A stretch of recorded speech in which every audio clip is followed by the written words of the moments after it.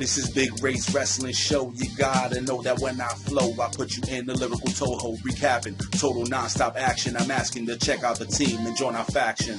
I'm not a wrestler, writer, or actor. I don't have to. Coming at you strong with my man Bill Apter. He'll catch you in Apter's alley. Don't dilly-dally. Ladies and gentlemen, this is Big Ray's Wrestling Show. I'm the Mark of the Masters, the man with a plan. Big Ray here to stay to talk some TNA Impact today, 2/7/2013. We're going to first fast forward all the way to the end of the show into Bellator Fighting, where Dixie Carter made an announcement that Jeff Hardy has signed a long-term deal with TNA Wrestling. So that puts the kibosh on any WWE return talk, any Undertaker versus Jeff Hardy at WrestleMania, anything that you guys might have wanted to see is over regarding Jeff Hardy and WWE for the time being. I don't really know how long the contract is. They say a long-term deal. I'm thinking 4 to 5 years. I think it's a good thing. If TNA is going to proceed in trying to build their product and go on the road, so on and so forth, ladies and gentlemen, I think Jeff Hardy is a great person to build around if, and only if, Jeff Hardy can remain, let's just say, at the top of his game. Ladies and gentlemen, we move on, and the Aces and Eights hit the ring, and Devon takes the mic, and Devon states that Aces and Eights will destroy TNA Wrestling. They are the group that will dominate TNA. Garrett Bischoff comes on the mic, and he basically states, he basically says, the hell with all of you guys, the hell with all the fans, the hell with you, the hell with me, apparently. He doesn't give a damn about his new family are the Aces and Eights. Well, Wes Briscoe takes the mic, and Wes Briscoe actually cuts what I feel is a heartfelt and meaningful promo regarding the fact that his dad, the Hall of Famer, one of the Briscoe brothers, he gave Hulk Hogan his first pair of boots. He basically helped Hulk Hogan into the business. So why does Wes Briscoe have to wait 2 years to hear back from Hulk Hogan? And when he does hear from Hulk Hogan, apparently he has to work his way to the top. Wes Briscoe with a sense of entitlement, being a Briscoe. Ladies and gentlemen, Wes Briscoe states that he was basically offended, and how dare Hulk Hogan make him climb the ladder. Well, I mean, ladies and gentlemen, interesting. Very interesting. And I would love to know how many more talents in TNA or outside TNA feel that they've been slighted by Hulk Hogan. Anyway, we move on, and we have Tara. Oh, and before I continue, actually, Devon warned Kurt Angle not to come back, because Wes and Garrett, they took out Kurt Angle, and there is a tables match later in the evening that Hulk Hogan set up for Bully Ray and Sting. Now that's right up Bully Ray's alley, but the fact of the matter is that Devon says the Aces and Eights always have an ace up their sleeve. Now we move on to Tara and Jesse backstage complaining, ladies and gentlemen, about not flying first class. They were cold. They were just moaning and crying over, I guess they're the it couple or the superstar couple, whatever they want to call themselves. Well, Brooke Hogan doesn't want to hear none of this garbage, so she puts Tara in a non-title match with Jesse banned from the ring later tonight. Needless to say, Tara not happy. We move on to one of the best matches of the night, the three-way X Division title match. 2 titles on the line tonight, the X Division title and the tag team title. The match was actually really good. I really liked the ending where we have Kenny King hitting the Northern Lights suplex on Zema Ion. RVD coming off the top rope with the 5-star frog splash, hitting Kenny King. Zema Ion already taken out by the Northern Lights suplex. RVD taking Kenny King out, rolling over, pinning Zema Ion for the 1-2-3. RVD again holds on to the X Division title, which again I think is good. I always love the chase for the title. And I think and I feel Kenny King's going to be the champion soon. But this is, again, my opinion. I would like to know what you guys think here at OneWrestling.com or YouTube/OneWrestlingVideo. I think Zema Ion, once Kenny King actually wins that title, it's going to mean a lot more. He's beating a wrestling legend. You can say what you want to say. RVD is a wrestling legend. Hardcore or just a wrestling legend. RVD was an innovator. And he actually... Well, anyway, this is not about... It is about RVD, but not. It's more about Kenny King.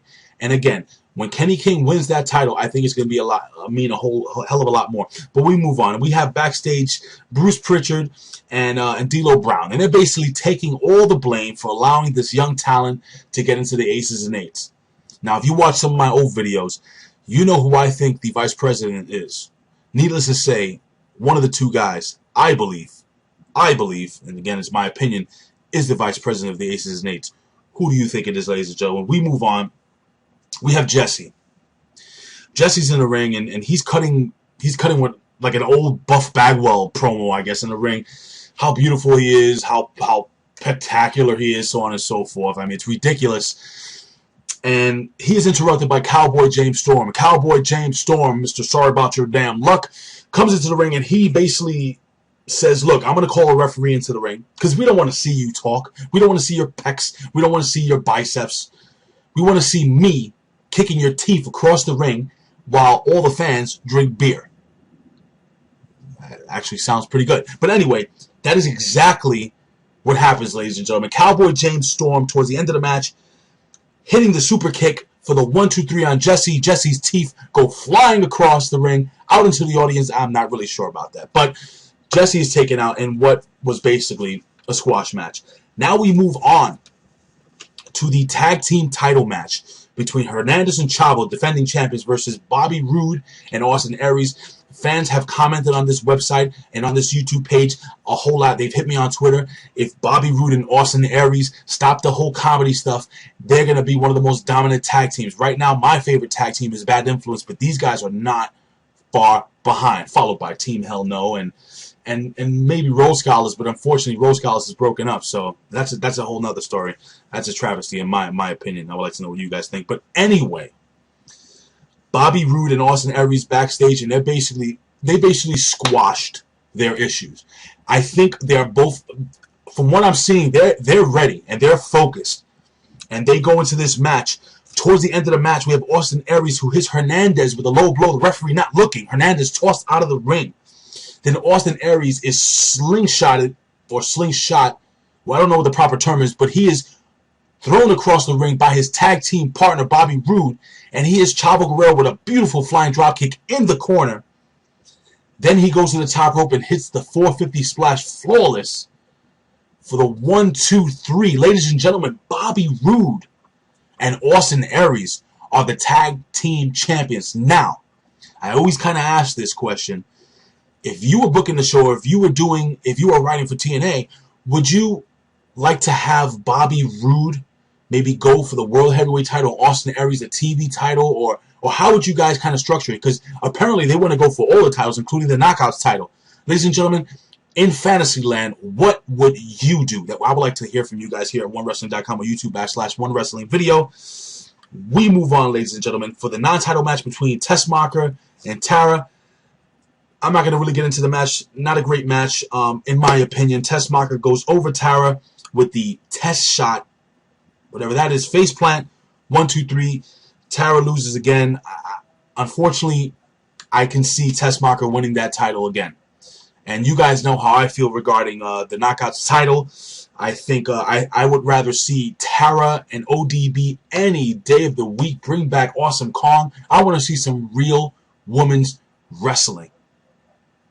Again, my opinion. So we go into the ring and we see the winner of the British Boot Camp, a young man by the name of Rockstar Spud. If you're old enough, you remember Spuds McKenzie. No relation. But he cuts a promo basically putting himself over, and then Robbie E comes into the ring. Robbie E has had the tendency of putting his foot in his own mouth, especially when it comes to Robbie T. We are in Manchester, England, and he's basically putting down, he's putting the kid down, referring to Spud. And he basically says, Robbie T will do whatever I tell him to do. He'll punch you in the mouth if I tell him to punch you in the mouth. So, Spud is standing there. Oh, and by the way, he calls Spud a midget, which I think was pretty funny. And a hamster, which I always think is funny. But again, that's just my opinion. And basically, well, when Robbie E wasn't looking, Robbie T kind of dropped the clipboard. He goes to pick it up, and Spud is able to unload on Robbie E, ladies and gentlemen.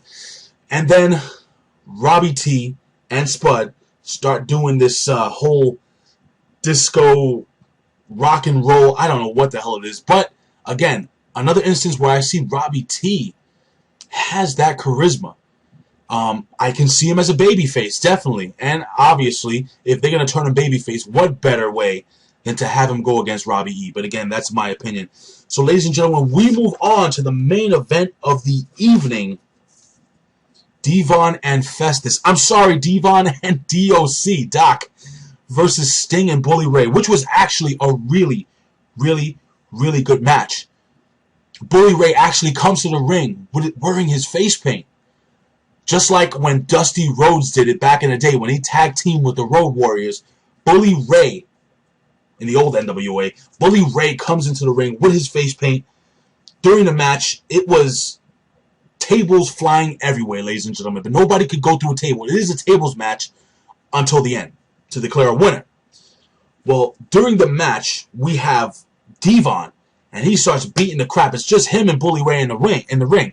The table is set up, and believe it or not, apparently, when you get the Hulkamania powers, brother, it must be by injection, because Bully Ray started hulking up, and he gets hit once.